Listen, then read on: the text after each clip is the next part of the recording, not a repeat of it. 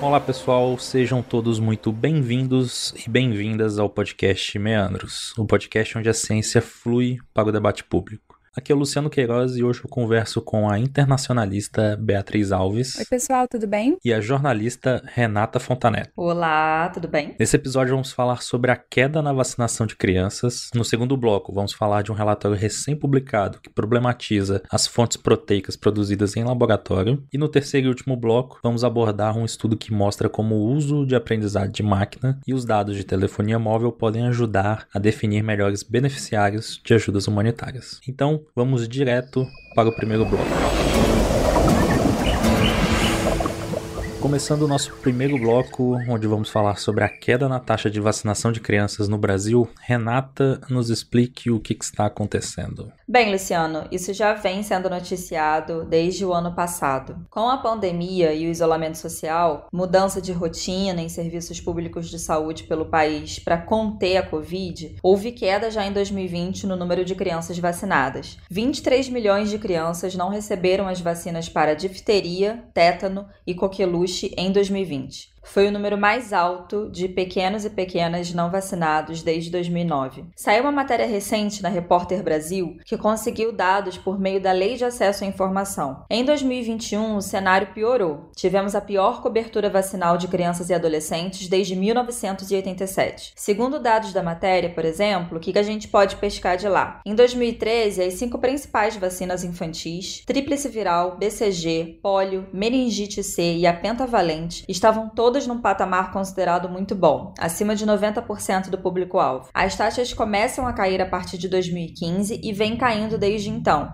com alguns momentos de estabilidade, mas muitas abaixo ali de 90%. E aí, em 2021, todas essas 5 estão entre 65% e 71% de alcance do público-alvo. Ou seja, a gente está muito aquém do ideal. E aí tem uma citação na matéria, é uma fala da Isabela Balalai, vice-presidenta da Sociedade Brasileira de Imunizações, e ela fala o seguinte, que a campanha de comunicação para noticiar as épocas de vacinação caiu muito. Essa responsabilidade é do Ministério da Saúde, que gastou 33 milhões de reais ano passado em campanhas de vacinação, quando o número em 2020 foi de 69 milhões. E a propaganda de vacinação infantil vem sofrendo cortes desde 2017. Para além disso, a gente pode falar também que 3 vacinas enfrentam altas taxas de não aplicação: a tríplice viral, que protege contra rubéola, sarampo e cachumba, a de pólio, ou paralisia infantil, muito conhecida, e a pentavalente, que é para as seguintes doenças: difteria, tétano, coqueluche, hepatite B e hemófilo B. E tem assim, a gente sabe também que tem esse dado mais recente, da campanha de vacinação contra a Covid, e segundo dados recentes que eu encontrei no G1, a população de 5 a 11 anos que tomou a primeira dose está em 53%, e quando a gente considera as crianças que voltaram para a segunda dose ou que tomaram dose única, essa porcentagem cai para 18%.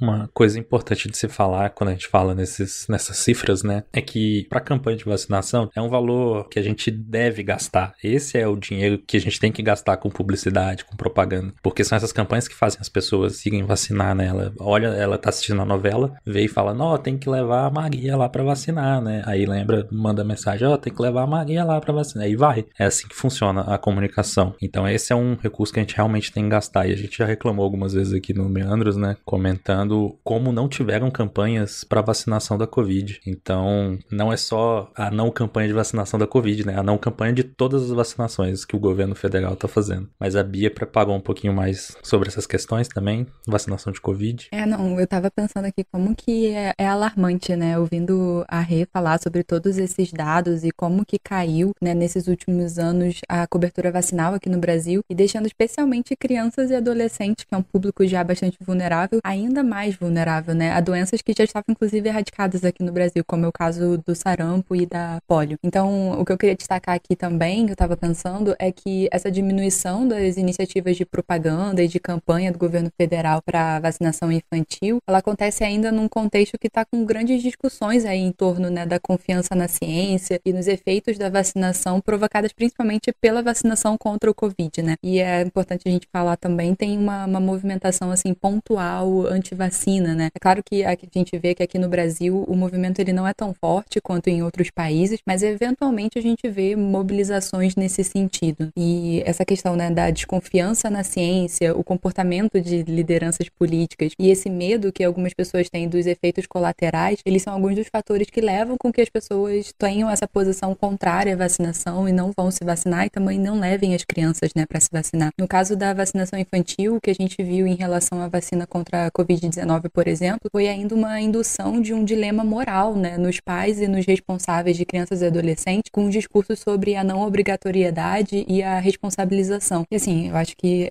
é óbvio, né, que muitos pais e responsáveis, eles não querem infligir nenhum mal nos seus filhos e filhas. E plantar essa dúvida em relação às vacinas é um movimento muito eficiente no sentido de barrar a vacinação e também muito cruel, né? Então, essa questão da falta de comunicação clara e do lançamento de campanhas de vacinação do governo se soma, então, a esse cenário, né, de propagação de desinformações e de notícias falsas que acabam manipulando os pais e responsáveis e, infelizmente, os efeitos disso já acabam sendo nítidos, né? Colocando crianças e adolescentes em risco quando eles poderiam estar seguros com vacinas que já existem e que estão disponíveis para eles, né? Exato. E pensar, né? Eu sou o mais velho aqui, né, Renata? A gente tava conversando esses dias. Eu nunca vi uma pessoa que teve caso de poliomielite, né? De paralisia infantil. Jamais. E aí, era muito comum você conversar com seus pais, né? Eu converso com a minha mãe, ela fala que conheceu alguém e tal. Então, assim, funciona bem demais a vacina. E evita que uma pessoa tenha sequelas pro resto da vida.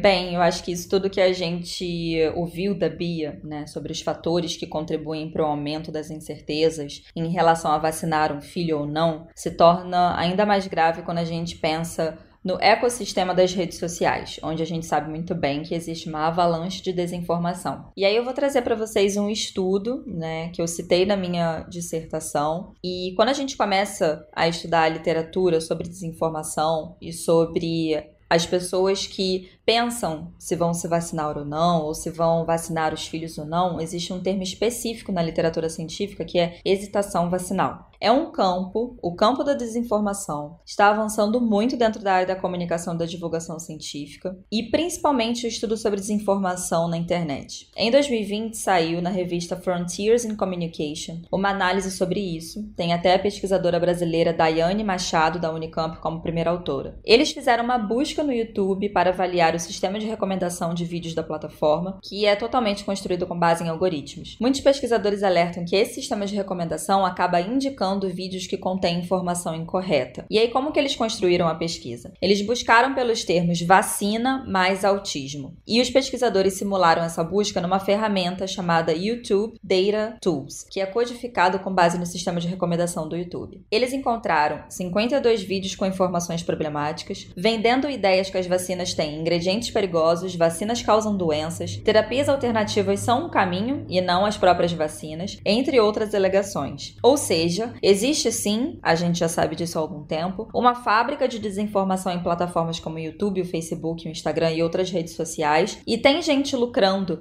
monetizando essa desinformação. Onde a gente precisa continuar investindo, principalmente, né, nessa união entre esferas governamentais, centros de pesquisa, empresas de redes sociais, elas precisam colaborar, e agências de checagem jornalísticas para fazer conscientização pública e política sobre a existência disso, né, dessa realidade. Igual, por exemplo, como a gente está vendo o TSE na televisão falando pra gente todo dia sobre as eleições de 2022. E outro dia eu vi uma propaganda que tá se repetindo, né? Não sei se todo dia, mas pelo menos ali semanalmente, para convencer as pessoas, na verdade, reconvencer sobre a segurança da urna eletrônica. Muito bem, a gente vai falar mais de algoritmos no último bloco, mas essa é uma questão já muito discutida. As redes sociais, elas são construídas, né, com base em algoritmos que pegam padrões e tendências do que as pessoas mais gostam de assistir, o que gera mais engajamento, o que gera mais debate, divulga mais. E todas essas questões, assim, muito relacionadas a fake news, a teorias conspiratórias, como, né, né? Questão de que vacinas fazem mal, estão sempre em cima ali. E esse é um problema do algoritmo, o fato do algoritmo ser opaco, né? Ele esconde o que ele faz e ele entrega totalmente de forma irresponsável para as pessoas, e não tem uma regulação da plataforma,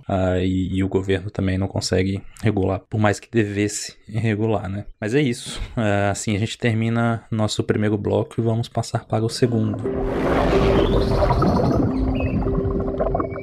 Nesse segundo bloco, vamos falar do relatório recém-publicado pela IPES Food, que problematiza as fontes proteicas produzidas em laboratório. Bia, nos explique um pouco mais sobre os principais resultados desse relatório. Eu acho que, antes da gente entrar no relatório em si, uma questão que está muito como pano de fundo dele é que tem crescido cada vez mais esses debates em torno da relação entre os sistemas alimentares e as mudanças climáticas. No último relatório do IPCC, por exemplo, que foi lançado agora no dia 4 de abril, ele fez uma ressalva, né, a importância do setor agrícola tanto em termos de impactos sobre o meio ambiente, como também o seu potencial para a mitigação desses efeitos. Então, dentro desse debate, um ponto que tem ganhado destaque é aquele que é relacionado às chamadas proteínas alternativas, que tanto podem ser, por exemplo, carnes que são produzidas em laboratório a partir da multiplicação de células fora do corpo animal, quanto podem ser também proteínas de origem vegetal, que são aquelas chamadas plant-based, né? A gente já vê, inclusive, em hambúrgueres e em redes de fast food por aí. Então, com essa percepção de que está tendo um esgotamento dos limites de recursos dos nossos planetas e tem uma certa urgência, né, em resolver toda essa situação, os alimentos de origem animal, eles estão sendo cada vez mais colocados em xeque, e parte desse movimento deriva dessa constatação sobre os seus impactos, né, de sua produção em relação ao meio ambiente e desafios postos aí para a sustentabilidade. Então, esse relatório especificamente do IPES Food, que é um painel de especialistas em sistemas alimentares saudáveis, que foi lançado ontem, inclusive, realmente ele é bem recente, é do dia 7 de abril, eles apontaram algumas alegações e soluções que são propostas em defesa das proteínas alternativas, indicando também limitações e afirmações enganosas que são feitas, né, dentro dessas alegações. E o relatório ele sugere também alguns caminhos alternativos para a gente pensar essa questão proteica, os impactos socioambientais que ela tem e principalmente a relação que ela tem com elementos socioculturais. Então, o estudo ele aponta, por exemplo, como que ideias de que a gente precisa de proteína para alimentar o mundo, ou de que a carne vermelha é prejudicial à saúde, ou de que a produção de gado é incompatível com os objetivos de sustentabilidade e que essa ingestão de carne, peixes e laticínios faz parte da nossa vida, são usados como alegações para promover o desenvolvimento de proteínas alternativas, a aquicultura, a inserção de inovações tecnológicas e também de sistemas de criação inovadores para soluções de problemas ambientais. Então, o que eles apontam é que essas alegações, elas trazem elementos que devem ser analisados com atenção quando a gente olha para a produção de carnes e de proteínas alternativas. Eu acho que um ponto que a gente deve se atentar, principalmente, são os atores, não somente aqueles que estão envolvidos no debate, mas que muitas vezes controlam eles, que é o caso, por exemplo, das corporações transnacionais, das indústrias alimentares e do agronegócio. E, nesse sentido, eu acho que é válido a gente ter em mente que a produção de carnes e proteínas é parte de um sistema alimentar muito amplo, né? E que pensar em vias transformativas passa necessariamente por pensar nas múltiplas dinâmicas envolvidas, nos atores e também nas relações de poder que fazem parte desse sistema. Então, por exemplo, é pensar como que pequenos produtores, comunidades ribeirinhas e tradicionais podem ter mais participação em processos decisórios e que têm a possibilidade de ver as suas formas de produção e de preparo e de consumo não serem afetadas pela produção agroindustrial, por exemplo. Muito bem, Bia, ótima introdução. E para nos ajudar nessa discussão, entramos em contato direto com uma das fontes do estudo, que é a professora Cecília Rocha, que é professora da Ryerson University, do Canadá, e membra do IPES Food.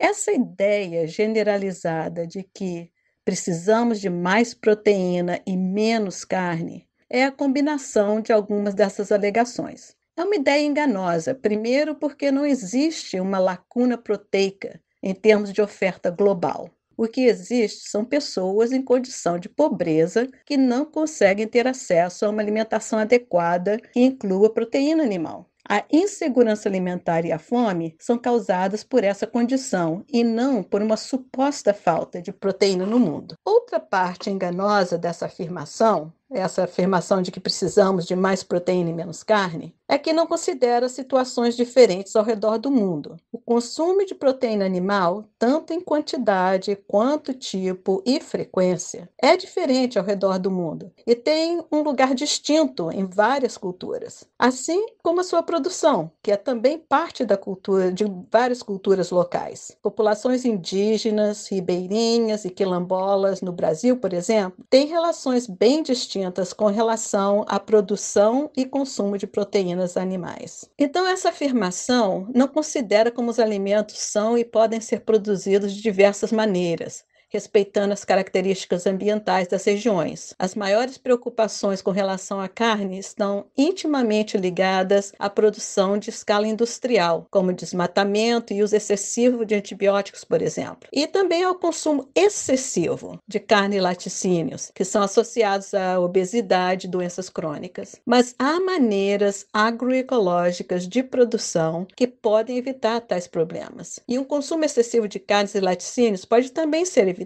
O relatório do IPES Food conclui com recomendações para se evitar diagnósticos simplistas, enganosos e generalizados. Ele recomenda políticas públicas que incentivem transições sustentáveis, que considerem todo o sistema alimentar a nível territorial. O relatório faz um questionamento das soluções agora sendo propostas, como as proteínas alternativas, que direcionam recursos públicos a direções que o relatório considera equivocadas.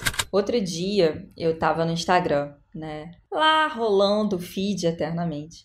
E apareceu para mim um post com uma frase mais ou menos assim: o preço da feira é político, cozinhar é político, comer é político e...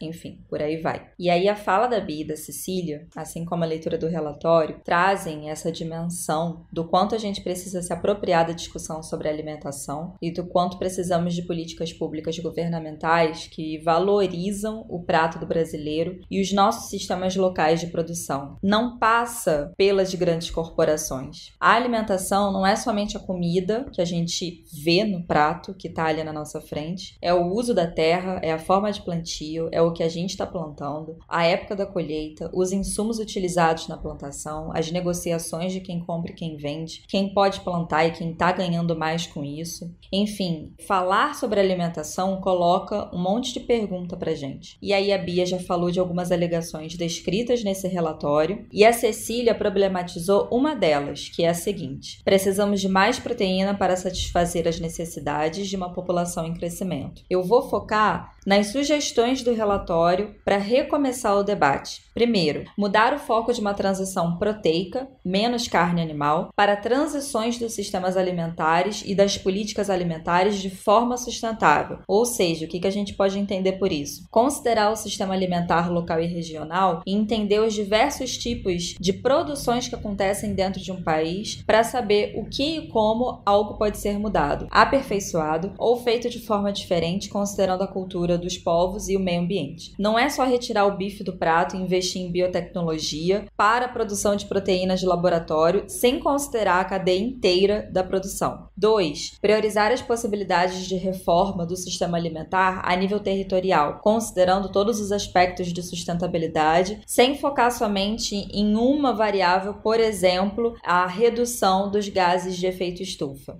Então, a gente sabe que existe essa alegação, né? A pecuária contribui bastante para as emissões e por isso a gente precisa reduzir as áreas destinadas à pecuária. O relatório diz que para avaliar a sustentabilidade dos sistemas pecuários e pesqueiros é preciso considerar diversos fatores, como, por exemplo, impactos na biodiversidade, eficiência de recursos, resiliência, culturas alimentares e segurança alimentar dos povos, entre outros. Por último, eles também falam de recomeçar o debate também pela recuperação dos recursos públicos do setor das proteínas, entendendo duas coisas, recursos públicos e investimento desse dinheiro, como bens da população. Afinal, enfim, muito do que a gente vê, né, de políticas públicas e de decisão, tomada de decisão sobre alimentação no país também parte dos nossos impostos, né, do que a gente está dando para o governo. E aí, mais uma vez, a alimentação passa por essa questão política. E aí, só para citar uma frase do relatório, né, entre aspas, um punhado de atores pode impulsionar soluções lucrativas infalíveis e definir a agenda do debate. Consequentemente, são necessárias várias ações para redistribuir o poder e restabelecer o equilíbrio, e aí fecha aspas. As políticas alimentares e a cultura alimentar não podem ser pautadas pela grande indústria. Ela precisa primeiro partir das pessoas, dos gostos, costumes e cultura para fazer um trabalho conjunto entre povo, governo, fornecedores e outros atores que também participam desse debate. Concordo muito com praticamente tudo que vocês trouxeram aqui pro debate. Eu só fiquei pensando como que realmente a gente pode fazer esse debate ser mais prático, talvez, porque... Primeiro que eu acho que a tecnologia em si, de produzir carne em laboratório e plant-based, elas não são um problema, né? Elas são uma possível solução que está sendo utilizada pelas grandes empresas como a solução, a bala de prata que vai resolver todos os problemas de sustentabilidade, problemas de mudanças climáticas que a gente sabe que existem, né? Mas acho que o ponto aqui é entender que a biotecnologia, a tecnologia e inovação não é o problema, mas sim a forma como a gente está usando e como as empresas estão usando isso para vender mais, para fazer publicidade, para vender um estilo de vida, né? Olha, eu não mato animais para me alimentar, eu como a carne sintética ali do laboratório e tal. Então, assim, eu entendo, tem muitos pontos importantes, toda a parte da alimentação dos povos originários, dos ribeirinhos, são questões importantes, a gente pensar a nossa relação com a terra, com os alimentos, mas assim, a gente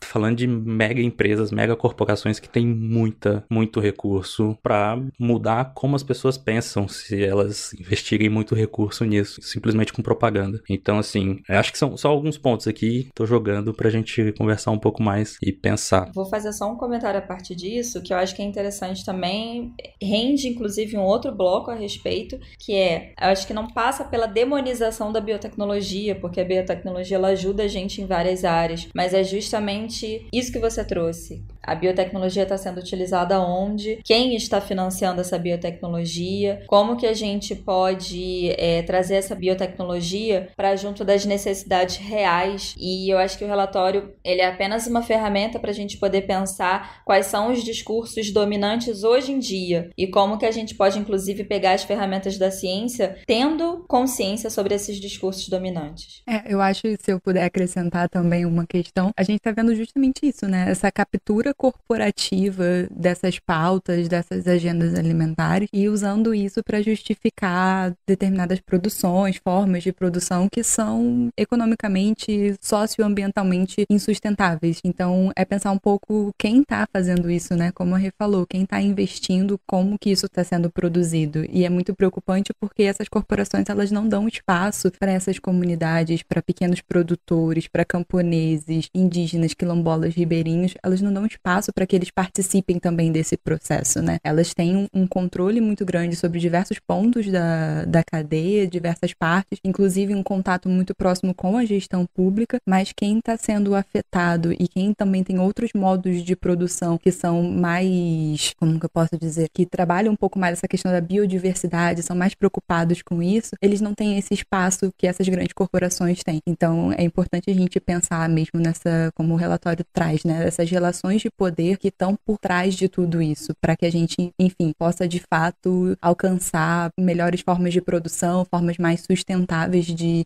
produção de alimento, né? Perfeito. Eu não acharia ruim as empresas terem lucro se, por exemplo, a gente produzir carne sintética, né, carne de laboratório e realmente diminuísse o rebanho bovino que a gente tem no Brasil, por exemplo. A gente tem, eu sei que as coisas não são tão diretas assim, tão preto no branco, mas a gente tem mais boi do que gente no Brasil. Se a gente conseguisse diminuir, a gente ia diminuir a pressão de desmatamento para abertura de nova pastagem, ia diminuir o desmatamento, ia diminuir queimada. Talvez a gente conseguisse alguns resultados interessantes também em relação à diminuição de gases de efeito estufa e mudanças climáticas de uma forma geral. Mas beleza, vamos deixar para outro episódio para a gente debater mais esse assunto. E aqui, então, só para contextualizar, essas informações que a gente trouxe e a fala da Cecília, elas foram ótimas e deram um início excelente aqui para esse debate. Mas nós tivemos acesso a essa notícia via a agência BOG, que é uma agência brasileira que tem como objetivo conectar a ciência e jornalistas de todas as áreas e com certeza ajudou demais a gente aqui. Então, assim, a gente termina o nosso segundo bloco e passa para o terceiro e último.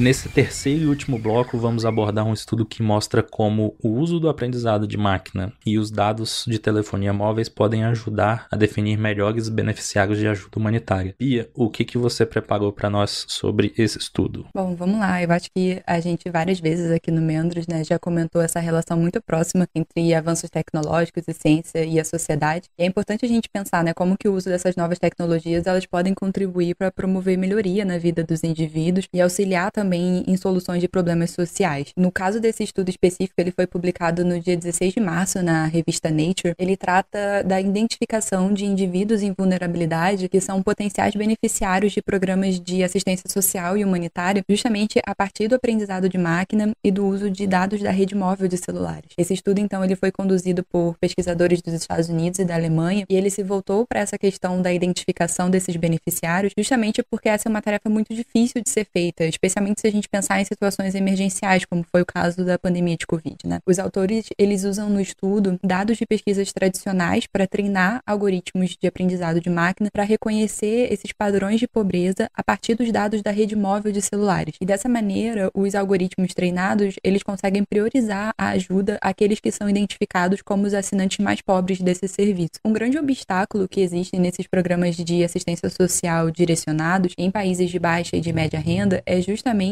a dificuldade que os governos têm em levantar os dados necessários para determinar potenciais beneficiários. E por isso, os autores, eles sugerem o uso desse aprendizado de máquina e dos dados de celulares para auxiliar estratégias que já são usadas, como, por exemplo, os censos domiciliares, justamente para conseguir identificar essas regiões e indivíduos que necessitem de auxílio. O estudo, ele teve como base o Novice, que foi um programa de assistência social emergencial implementado no Togo para transferência de dinheiro para os mais afetados pela pandemia de Covid. E é interessante a gente ver que justamente, né, para tentar minimizar o contato pessoal por conta do Covid, todas as inscrições e os pagamentos desse programa de auxílio, eles foram implementados digitalmente. Então, todos os beneficiários, eles se cadastravam pelo celular e as transferências eram também feitas digitalmente, o que acabou contribuindo também para gerar os dados que foram usados pela pesquisa. E assim, comparado a outros métodos de identificação, esse que foi proposto pelos autores a partir do cruzamento de dados de rede móveis com o aprendizado de máquina, demonstrou ser bastante positivo, por exemplo, ao diminuir os erros de exclusão de beneficiários dos programas. Só que é importante a gente lembrar, e os próprios autores, eles indicam isso, chamam a atenção disso várias vezes ao longo do estudo, é que o estudo que eles estavam propondo não teve como objetivo apresentar um método alternativo, e sim um método complementar àqueles que são tradicionais, como o censo que eu citei, que já são usados para o direcionamento de assistência humanitária, especialmente, né, pensando em momentos que são emergenciais, em que talvez não seja possível fazer uma coleta ou uma atualização de dados rápido o suficiente para que esses programas sejam implementados. Muito bem, para nos ajudar nesse bloco, convidamos nossa amiga Camila Laranjeira, doutoranda em computação na UFMG e divulgadora científica no canal Peixe Babel no YouTube. Eu acho que a principal reflexão que a gente precisa ter quando se trata desse tipo de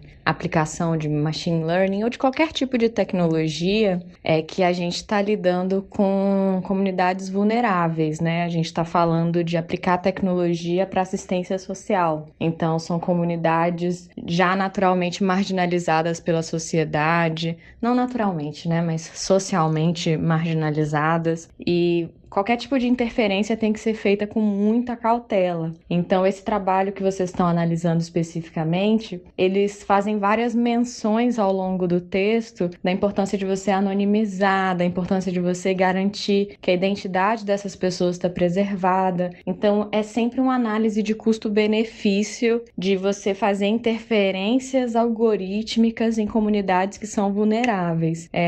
Há exemplo, né, de sistemas de segurança com base em vigilância, que acaba sendo mais problemático do que ajudando a comunidade, né? Mas existe um espaço muito grande para aplicações de machine learning para assistência social, principalmente no sentido tratado pelo trabalho, né? Que você consegue inferir características que às vezes a região, o país, a cidade não tem suporte para coletar. Então é muito comum você encontrar trabalhos que usam das imagens de satélite para avaliar a densidade populacional, para avaliar, digamos assim, o nível social daquela vizinhança, né? E é algo, até o momento, que se acredita que é possível de fazer para dar essa assistência a regiões que não conseguem fazer uma coleta que é muito custosa de dados, né? Mas é isso, é algo viável de se pesquisar, é promissor, digamos assim, tem dado certo em várias instâncias, mas como a gente está falando de comunidades marginalizadas, tem que ter esse cuidado, né, de você garantir que não vai haver mau uso e que não vai haver, digamos, até descuido, né, com essas informações que futuramente pode vir a prejudicar essas comunidades. Eu achei a discussão riquíssima para a gente pensar o seguinte. Primeiro, é um trabalho que faz a gente refletir sobre a pergunta para quem estamos fazendo/produzindo ciência. Na divulgação científica, eu já ouvi muitos amigos meus se fazendo essa pergunta, né, num determinado momento da carreira. Por que a gente faz ciência? Para quem a gente está fazendo essa ciência? E no caso desse estudo, é um exemplo sensacional de pesquisa sendo feita para pessoas em situação de vulnerabilidade social. E 2, faz a gente imaginar como que isso poderia ser aplicado no Brasil. Por exemplo, em outras situações, não somente em crises sanitárias. A gente pode pensar em tragédias ocasionadas por chuvas, e a gente sabe, lembrando aqui, que cada vez mais teremos eventos ambientais extremos com o agravamento da crise climática, e também, por exemplo, em crimes ambientais, como no caso de Mariana e de Brumadinho. Mas, ainda assim, eu fico me perguntando sobre a vontade política para conseguir colocar esse sistema de inteligência artificial em prática. É preciso investimento público, capacidade de armazenamento dos dados gerados, a gente está falando de um grande volume de dados, e também do tratamento desses dados. Ou seja, será que se isso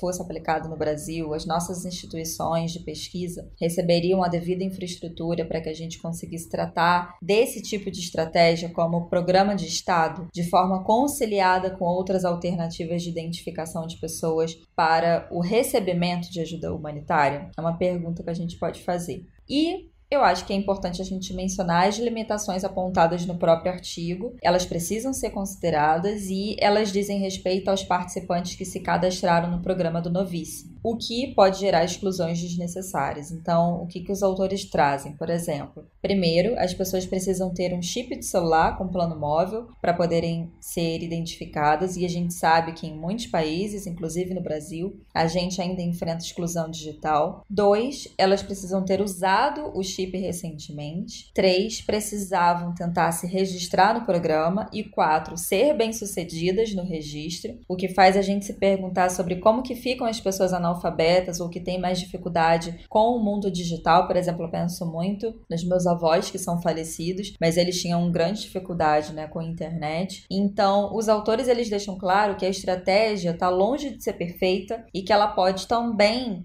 gerar exclusão e, consequentemente, o que deveria incluir pode acabar excluindo. Muito bom. Você trouxe uns pontos muito importantes aqui, e acho que a gente tem um exemplo gigante aqui do Brasil, que foi o auxílio emergencial, que foi feito exclusivamente por, né, tinha a questão da agência, as pessoas iam na agência, mas a maior parte das coisas eram resolvidas pelo aplicativo Caixa Tem. Eu sei porque eu fiz para minha tia lá em Goiânia, e ela não conseguia fazer, então, e tem milhões de pessoas que passaram por situação parecida. Então, realmente acontece, e são questões que a gente tem que ter em mente e tem que ter essa preocupação, com certeza. E só algumas outras coisas sobre algoritmo, sobre inteligência artificial, que a gente já falou, tem um monte de questões éticas por trás da inteligência artificial, e aqui é muito importante a gente ter em mente e ter uma transparência de como os algoritmos são feitos, de quais dados estão sendo imputados ali, né, quais dados estão entrando, como ele é analisado, o que acontece ali no meio e os resultados, porque a gente sabe que existem, né? Eu falei mais cedo dos algoritmos das redes sociais que são enviesados para entregar o melhor para as empresas, né? Independente do impacto que isso pode estar causando na sociedade. Mas a gente sabe também que os algoritmos podem ser enviesados por causa dos dados, né? Porque os dados já são enviesados. Por exemplo, como a Camila falou, no caso de aplicativos para policiamento. Tem vários exemplos de aplicativos, de programas e algoritmos para policiamento que aumentavam ainda mais o racismo e a exclusão, porque a maior parte dos crimes aconteciam em locais já excluídos, né? Em locais marginalizados. Então, são pontos pra gente pensar. É interessante, é uma ferramenta interessante, tem algumas limitações e a gente tem que discutir muito ainda como utilizá-los e evitar esse tipo de viés que a gente sabe que acontece. Muito bem, assim terminamos nosso terceiro e último bloco e vamos para as nossas recomendações.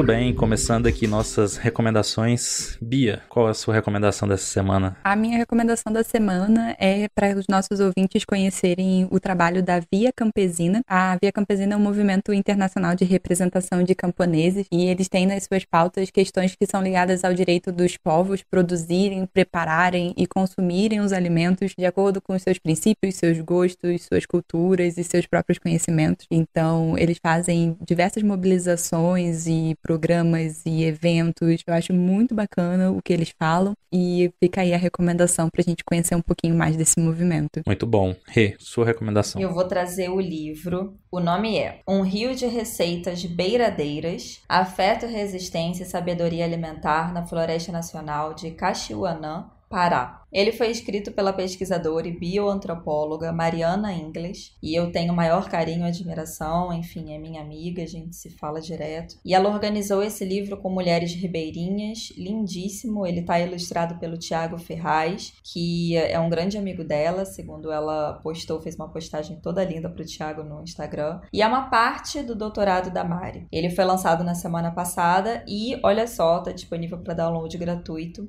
A gente deixou o link aqui na descrição do episódio. Muito bom. E a minha recomendação, eu pensei que ia ser uma recomendação meio desconexa, mas nem é, né? Porque eu vou recomendar pra vocês assistirem a versão remake do Pantanal. Começou semana passada, tá muito bom. Somos noveleiros, com orgulho. Cada um com essas novelas. Não, e assim, né? Eu falei que não ficou tão desconexo porque ali mostra uma cultura do interior, né? Da galera que tem uma vida diferente, num ritmo diferente, se alimenta diferente. Então, é bem legal. Eu falei tanto de viés, eu tenho meu viés goiano ali. Então, é uma recomendação, assistam pra dar uma relaxada. Se você tiver o Globoplay, tem como assistir desde o primeiro episódio. E aí é isso. Então, gente, abraços. A gente termina aqui nosso 8º episódio. Muito obrigado pela companhia e até a semana que vem. Tchau, gente. O meu abraço de hoje vai ficar aqui pra quem tá levando as crianças no postinho pra se vacinar. Se você ainda não fez isso, tem alguém na sua família que ainda não fez, leva as crianças lá pra encontrar o Zé Gotinha que elas estão precisando. Belíssima recomendação da Bia. E é isso, gente. Um beijo no coração e bom fim de semana. Ou boa semana se você está ouvindo este episódio na semana que vem. Sigam o nosso podcast no Twitter, @meandrospodcast. Inscrevam-se por meio da plataforma preferida de podcast de vocês, ou no YouTube, caso você prefira ouvir por lá. E também pelo nosso site,